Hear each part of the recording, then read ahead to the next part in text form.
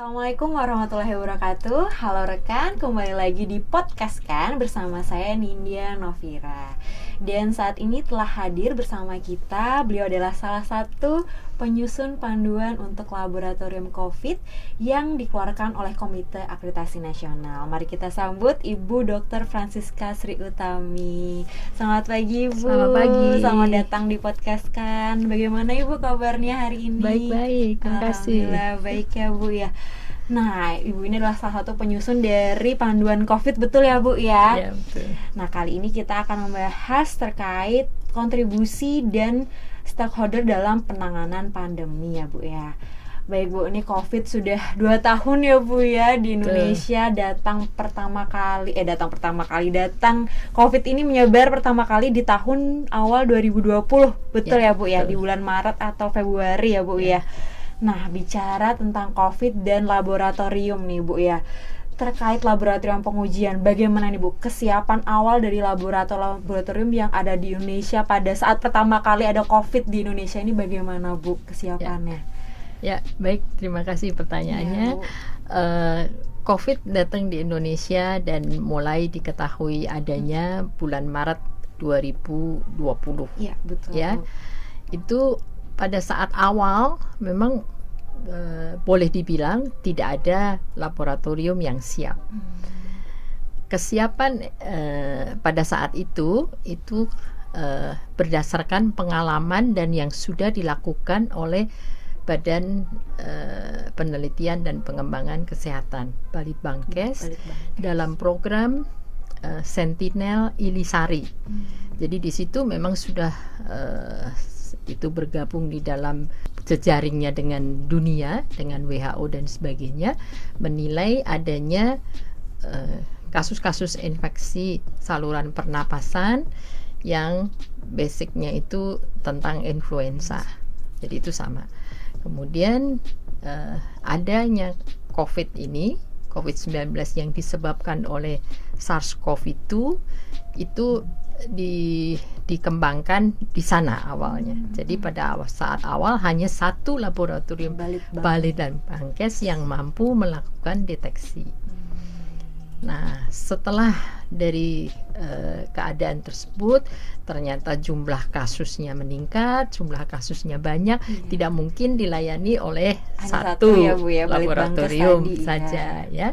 Kemudian kita lihat bahwa di Kementerian Kesehatan itu mempunyai alat yang mampu melakukan deteksi SARS-CoV-2 dengan platform yang lebih besar, otomatis seluruhnya, sudah ada di berbagai tempat, tapi penggunaannya waktu itu untuk kasus HIV. Oh, HIV ya Bu. Ya, nah oleh karena itu kita lihat bahwa ini mampu, kemudian reagen yang untuk digunakan mendeteksi SARS-CoV-2 ini bisa ada, maka kita melatih beberapa tempat tadi yang semuanya memang alatnya bisa running.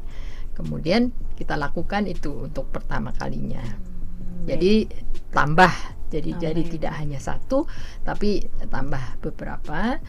Ditambah juga beberapa laboratorium yang memang sudah settle sebelumnya, seperti katakanlah UI, ya, kemudian ada beberapa tempat lagi yang memang juga sudah siap. Ya. Tapi waktu pertama kali itu pelayanan molekuler itu masih belum begitu populer seperti sekarang. Ini satu perkembangan yang sangat pesat.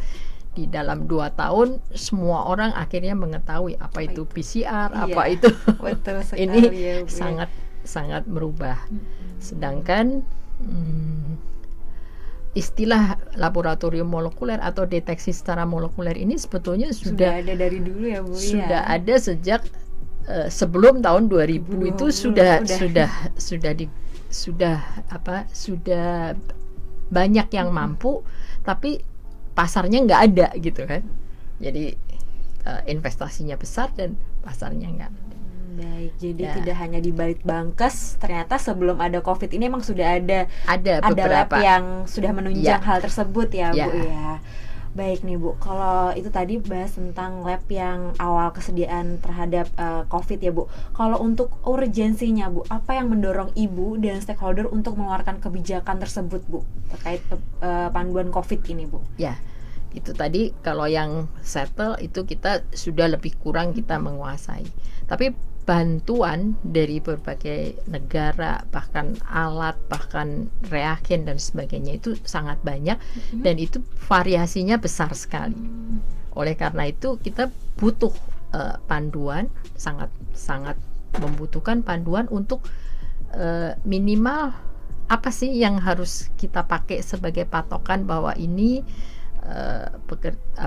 kegiatan ini punya standar mutu yang sama, bisa dijamin kualitas dari hasilnya. Oleh karena itu kita mesti buat ya panduannya. Panduannya juga harus meliputi bagaimana pencegahan infeksi terhadap petugasnya sendiri, karena ini bahan yang sangat infeksius dan kita sendiri masih meraba-raba ya, karena kasusnya banyak, kemudian banyak juga tenaga kesehatan yang kena. Jadi kita mesti berhati-hati. Ini menularnya bagaimana dan seberapa hebat gitu. Itu harus ada. Kemudian persyaratan molekuler, bagaimana ruangan yang diperlukan, bagaimana alat yang ada, apakah semua alat itu melindungi petugas maupun melindungi produk yang dihasilkan agar tidak terjadi kontaminasi. Ini semua perlu diatur dengan standar yang baik sehingga itu bisa menghasilkan mutu yang terjamin di hasilnya. Standarnya ya Bu ya buat mutu lab-lab ini ya Bu ya, agar sama gitu ya Bu ya yang diujikan nanti. Baik Bu, kemudian nih poin penting yang diatur dari panduan tersebut dan critical point-nya tuh apa saja sih Bu untuk lab-lab pengujian COVID ini Bu? Ya, terutama tadi ya yang saya sudah sebutkan itu paling penting, sarana dan prasarana. Kemudian termasuk fasilitasnya. Ya, fasilitasnya seperti apa? Apakah karena alatnya bermacam-macam itu juga mempengaruhi. Seperti apa, ada closed system, open system dan sebagainya, ada yang bisa digunakan untuk berbagai jenis kit yang ada, itu juga mempengaruhi, dan SDM. Ini terutama ini. Kalau modal sarana prasarana dan SDM-nya bisa kita penuhi, kemudian standar protokol pekerjaannya seperti apa itu bisa tersusun dengan baik dan dipatuhi oleh petugas tadi dan diawasi, tentunya hasil itu akan lebih terjamin dengan baik.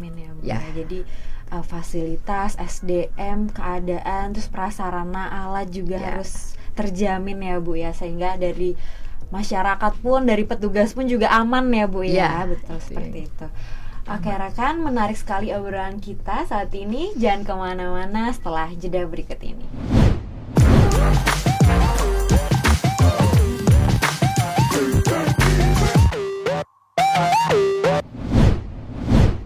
Oke rekan, kembali lagi di podcast kan. Nah kita lanjutin lagi ya ngobrol-ngobrol terkait laboratorium pengujian COVID dan pedoman COVID. Baik Bu, kita kembali lagi nih Bu ke laboratorium pengujian COVID. Nah, untuk kesiapan lab-lab kita untuk mengikuti panduan ini seperti apa Bu sampai saat ini? Apakah sudah benar-benar siap? Karena udah 2 tahun ya Bu ya sampai saat ini, bagaimana Bu?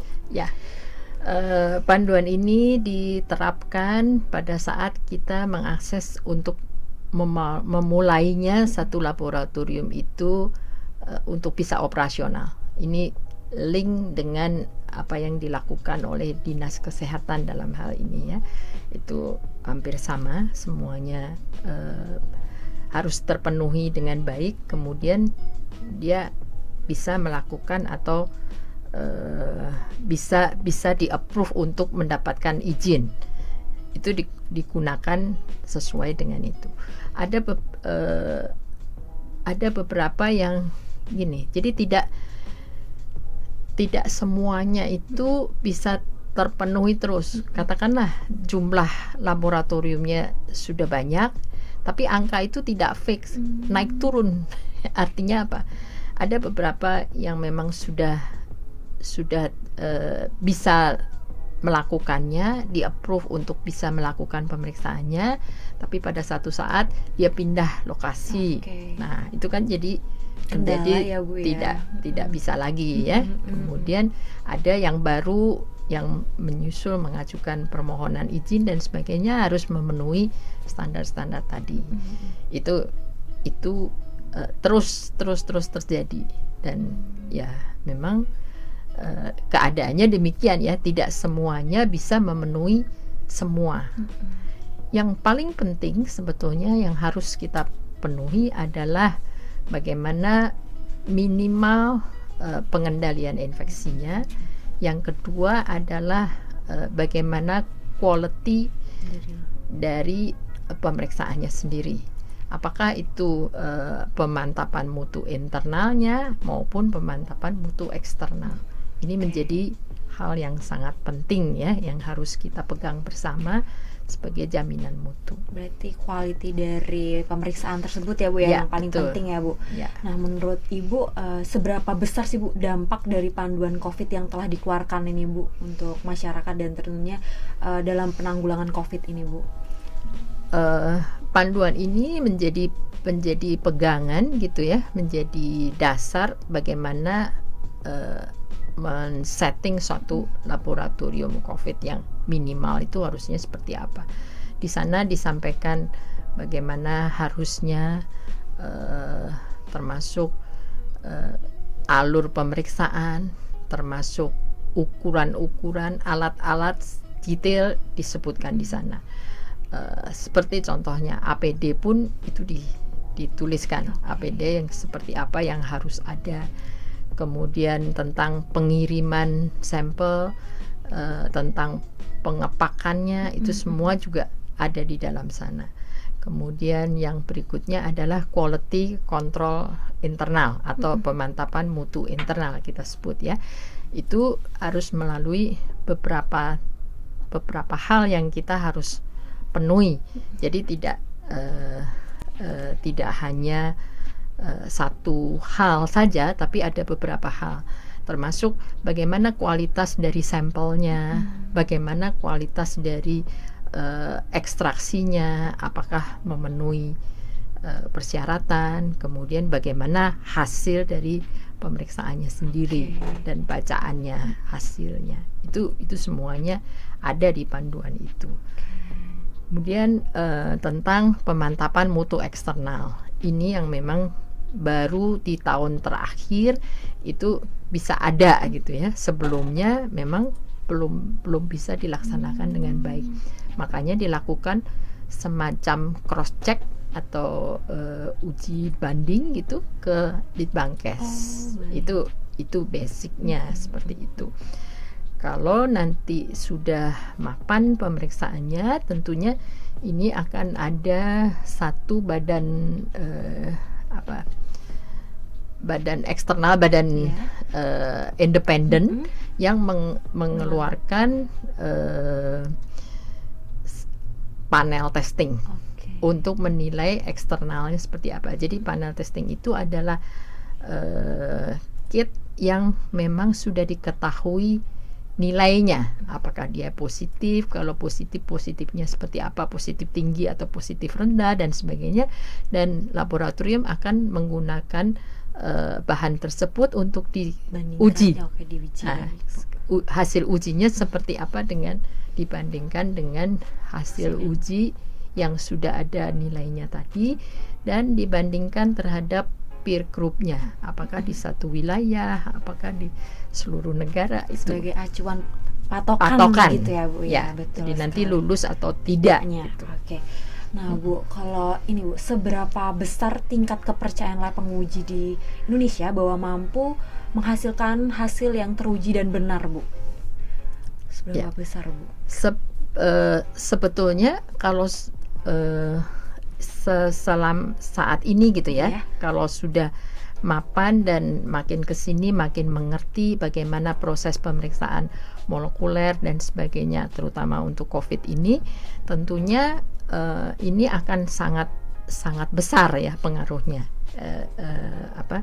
Memenuhi persyaratan tadi, kita bilang bahwa dia memang valid untuk melakukan pemeriksaan.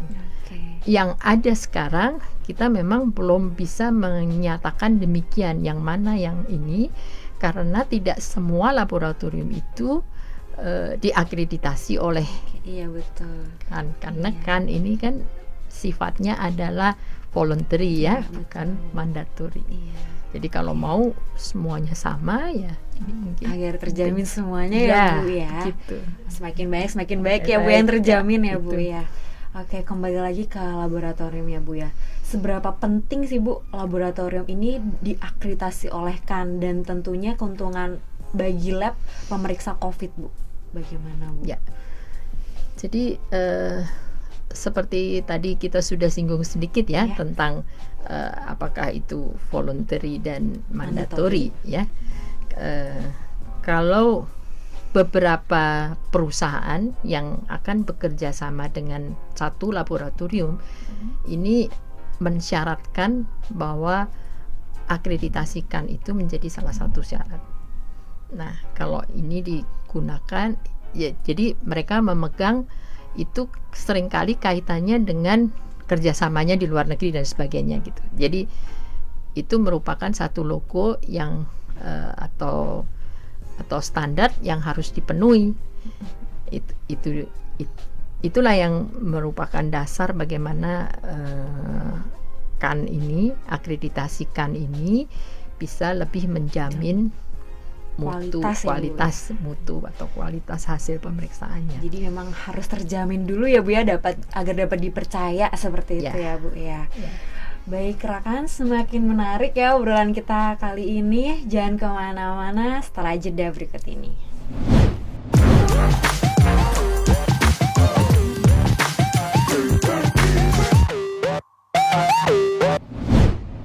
Kembali lagi di podcast KAN. Kali ini kita mau bahas lebih seru lagi terkait laboratorium pengujian COVID dengan Ibu Francisca ya Bu ya. Kita lanjut lagi Bu.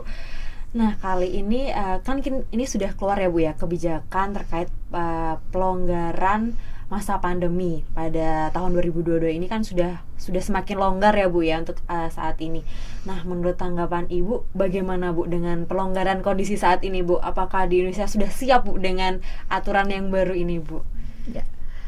Jadi memang suatu pandemi tentunya akan berakhir ya. Itu yang kita harapkan semua ya. Dari dulu ya Bu ya. Semua berharap ini akan berakhir dan pembatasan menjadi longgar. Tetapi kita tidak boleh meninggalkan ini demikian saja. Harus ada yang tersisa atau harus ada yang masih dilanjutkan di dalam hal penanggulangan penyakit yang sudah demikian banyak membutuhkan effort tadi ya, perjuangannya kan sangat besar untuk bisa terjadi seperti sampai sekarang. Nah, itu adalah satu hal yang paling penting. Kita harus melakukan surveillance laboratorium, surveillance berbasis laboratorium. Itu artinya apa? Surveillance-nya tidak hanya berbasis data yang ada, tapi tetap ada isolatnya. Isolat itu apa? Jadi kalau misalnya surveillance itu terkait dengan COVID, isolat COVID-nya itu harus ada menyertai. Dan ini secara berjenjang harus ada karena adanya tentunya sangat di lapangan ya. Tapi harus ada laboratorium pusat yang nantinya akan mengkarakterisasi isolat tersebut sampai detail, sampai rinci. Kalau isolat itu bisa dikarakterisasi dan disimpan baik datanya maupun data hasil karakterisasi tadi, itu kita lakukan, kita simpan, kita arsipkan dengan baik. Kemudian bila mana ada kasus baru dimanapun dia berada, dia harus dilaporkan secara berjenjang untuk sampai pada tingkat yang pusat tadi. Tujuannya apa? Untuk melihat apakah ada perbedaan, apakah sama dengan yang lalu, apakah dia berpotensi untuk menimbulkan wabah Pandemi lagi ya, Bu, ya. wabah berikutnya, atau hal apa yang berbeda yang berpotensi wabah. Ini harus diketahui, harus dilakukan oleh masing-masing satu negara ya. Kalau enggak kan artinya kita kondisinya ada di Indonesia, tapi kita datanya varian yang interest ataukah varian yang khusus tadi yang kita mau cari itu ada di informasinya dari tempat lain ya. Oke. Mungkin ini satu hal yang kurang matching ya. Kalau sekarang kita sudah settle, kita sudah memungkinkan itu satu langkah yang rasanya harus dilakukan supaya pengendaliannya bisa dilakukan sendiri oleh kita. Berarti harus diadakan surveillance terus-menerus ya, Bu, Terus ya, menerus, meskipun sudah namanya menjadi endemi ya, Bu, surveillance. ya. Betul. Baik, mungkin ada pesan dari Ibu kepada rekan terkait kedepannya nih, Bu, tentang COVID nih, Bu. Mungkin ada Ya. yang Ibu sampaikan. Ya. Silakan, Bu. Ya, kita semua berharap COVID selesai. Ya, Tapi amin. kita tetap waspada Iya, bahwa betul. itu tadi ya, kemungkinan terjadi karena virus itu juga kalau sudah masuk ke dalam tubuh, dia berkembang, dia akan mempertahankan hidupnya Iya. sama gitu ya. Nah, kalau dia tidak menemukan host lain atau penjamu lain, itu selesai. Tapi kalau selama dia masih bisa menemukan host lain, dia pasti akan berusaha untuk menjadi tetap hidup. Oleh karena itu tetap mempunyai potensi untuk terjadinya timbul lagi hal baru. Ya kan? Itu Iya sih, Bu. itu yang harus kita waspadai bersama. Jadi dari segi laboratorium sendiri, dari segi kita sebagai pelayan kesehatan, itu hal yang penting yang harus kita kita jaga bersama. Ya, tetap sampai saat ini yang kita bisa lakukan untuk masyarakat semua adalah protokol kesehatan. Jadi Jangan. penting ya, Bu, ya, menjaga tetap. protokol kesehatan, tetap 3M ya, Bu, ya, 3M sampai itu tetap. nanti ya, Bu, Ya. ya. Sampai saat ini emang harus ya, Bu, ya, Ya. protokol kesehatan itu. Baik. Cukup sekian ya, Bu, sharing kali ini. Terima kasih, Bu, atas Terima kasih. ilmu dan sharing terkait panduan COVID untuk Indonesia ini ya, Bu, ya. Baik, tiba saatnya saya Nindya Novira dan seluruh kerabat kerja untuk pamit undur diri. Terima kasih kembali Terima lagi kasih. untuk Ibu Francisca atas sharingnya. Jangan lupa saksikan podcast kan di jam dan hari yang sama di channel YouTube Komite Akreditasi Nasional. Wassalamualaikum warahmatullahi wabarakatuh. Terima kasih Terima Ibu kasih. waktunya.